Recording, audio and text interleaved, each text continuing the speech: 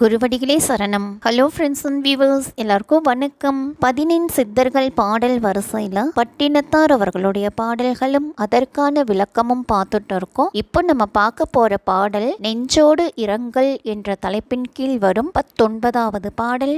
ஓட்டை துருத்தியை உடையும் புழு கூட்டை ஆட்டும் சிவசுத்தர் அருளை மிக போற்றியே வீட்டை திறந்து வெளியை ஒளியால் அழைத்து காட்டும் பொருளிதென்று கருதிலையே நெஞ்சமே. ஓட்டை துருத்தி உடையும் புழு கூடு இதெல்லாமே உடலுடைய வேறு பெயர்கள் தாங்க. என் உள்ளமே துளை கொண்ட துருத்தியை போன்றதும் உடைந்து அழியும் புழு கூடு போன்றதும் ஆன இவ்வுடலை உன் வினைக்கு ஏற்ப இயக்கும் சிவபெருமானின் திருவருளை பெரிதும் போற்றி பேரின்பம் அளிக்கும் வீடு பேற்றின் கதவை திறந்து நமக்குள் அறிவு வெளியை வரவழைத்து அந்த திருவருளாகிய ஒளியால் காட்டுவதற்கு கருவியான சிறந்த ஒரு பொருள் என நீ அறிந்து கொள்ளவில்லை அப்படின்னு சொல்லியிருக்காரு. இதுதாங்க இந்த பாட்டோட பொருள். அடுத்தது பாடல் 20.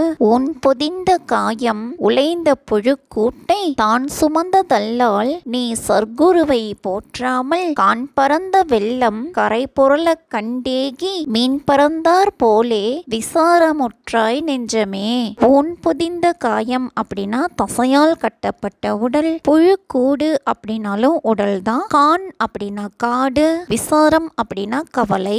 என் உள்ளமே தசையால் கட்டப்பட்ட புழுக்கள் நெளிகின்ற இந்த உடலாகிய கூட்டை வீணே சுமந்து திரிவதல்லால் இந்த உடலால் ஆன பயனை அடைவதற்காக ஞான ஆசிரியனை அடைந்து வழிபாடு செய்து உய்யாமல் காட்டில் பறந்த வெள்ளமானது கரை புரண்டு ஓடுவதை கண்டு மகிழ்ந்து அதனுள் புகுந்து மீன்கள் பரவி சென்று வெள்ளம் வற்றிய பின் காட்டில் அகப்பட்டு கொண்டு வருந்துவதைப் போல ஆசை வெள்ளத்துள் புகுந்து பெரும் கவலைப்பட்டாய், இது ஏனோ அப்படின்னு கேட்டிருக்காரு. இதுதாங்க இந்த பாட்டோட பொருள்.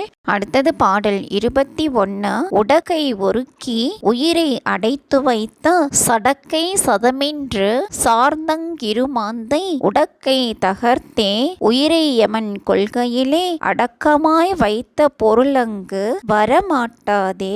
உடக்கை அப்படின்னா திருகாணி, ஒருக்கி அப்படின்னா திருகி, சடக்கை அப்படின்னா உடல், சதம் அப்படின்னா நிலையானது, இருமாந்தை அப்படின்னா பெருமை அடைந்தாய். உள்ளமே வாயு என்ற திருகாணியை திருகி உயிர் வெளியே போகாதபடி அடைத்து வைக்கப்பட்டுள்ள சடமான இவ்வுடலை நிலையானது என்று எண்ணி அதை சார்ந்து பெருமையடைந்தாய். அந்த திருகாணியை உடைத்து உயிரை யமன் எடுத்து கொண்டு செல்லும் போது உடலை பாதுகாப்பதற்காக தேடி வைத்த அறம் செய்யாமல் மறைத்து வைத்த செல்வம் யமனின் உலகத்துக்கு வந்து உதவாது அப்படின்னு சொல்லியிருக்காரு. இதுதாங்க இந்த பாட்டோட பொருள். அடுத்தது பாடல் 22. தித்திக்கும் தேனை தெவிட்டாத தெல்லமுதை முத்திக்கு வித்தான முப்பாழை போற்றாமல் பற்றி பிடித்தியமன் பாசத்தால் கட்டும் வண்ணம் சுற்றியிருக்கும் வினை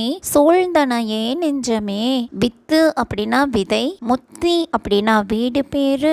என் உள்ளமே நினைக்கும் போதெல்லாம் இனிக்கின்ற தேன் போன்றதும் உண்ணத் தெவிட்டாத அமிழ்தம் போன்றதும் ஆகிய வீடு பேற்றுக்கு விதையான மூவகை மாயைக்கும் அப்பால் விளங்கும் இறைவனை வணங்காமல் இயமன் பற்றி பாசக்கயிற்றால் கட்டிக்கொண்டு செல்லும் போது உன்னை சுற்றி கொண்டிருக்கும் தீ வினைகளையே செய்தாயே, இனி என்ன செய்வாய் அப்படின்னு கேட்டிருக்காரு. இதுதாங்க இந்த பாட்டோட பொருள். அடுத்தது பாடல் 23. அஞ்செழுத்தாய் எட்டெழுத்தாய் 51 அட்சரமாய் பிஞ்செழுத்தாய் நின்ற பெருமானை போற்றாமல் வஞ்சகமாயுற்ற முளை மாதர் வலைக்குள்ளாகி பஞ்சரித்த தேடி பாழு கிடைத்தோமே.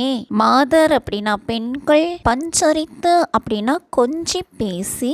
என் உள்ளமே திருவைந்து எழுத்தாகவும் 8 எழுத்தாகவும் 51 எழுத்துக்களாகவும் சக்தி முத்தி எழுத்தாகவும் திகழும் இறைவனை வணங்காமல் வஞ்சகம் நிறைந்த கொங்கைகளை உடைய பெண்களின் ஆசை வலைக்குள் சிக்கி கொஞ்சி பேசி நம் வாழ்நாளை வீணாக்கி விட்டோம் அப்படின்னு சொல்லியிருக்காரு. இதுதாங்க இந்த பாட்டோட பொருள். அடுத்தது பாடல் 24.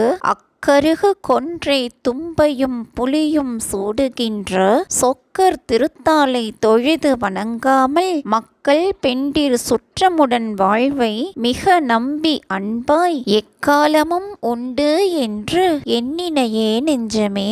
அக்கு அப்படின்னா உருத்ராட்ச மாலை, அருகு அப்படின்னா அருகம்புல், அம்புலி அப்படின்னா பிறைச்சந்திரன், தொழுது அப்படின்னா வணங்கி, மக்கள் அப்படின்னா பிள்ளைகள், பெண்டிதர் அப்படின்னா மனைவியர், சுற்றம் அப்படின்னா உறவினர். என் உள்ளமே ருத்ராட்ச மாலை, அருகம்புல், கொன்றை மலர் மாலை, தும்பை பூ, பிறைச்சந்திரன் என்பனவற்றை சூடும் சொக்கரின் அழகான திருவடிகளை வணங்காமல் பிள்ளைகள், மனைவி, உறவினர் என்னும் இவர்களுடன் கூடி வாழும் வாழ்வை நம்பி இந்த வாழ்க்கையே எப்போதும் நிலைத்திருக்கும் என்று நினைத்தாயே உன் மடமைதான் என்னே அப்படின்னு கேட்டிருக்காரு. இதுதாங்க இந்த பாட்டோட பொருள். என்ன ஃப்ரெண்ட்ஸ், பாடல்களும் விளக்கமும் உங்களுக்கும் தெளிவா புரிஞ்சிருக்கும்னு நினைக்கிறேன். மீண்டும் 25வது பாடல்ல சந்திக்கலாம். தேங்க்யூ.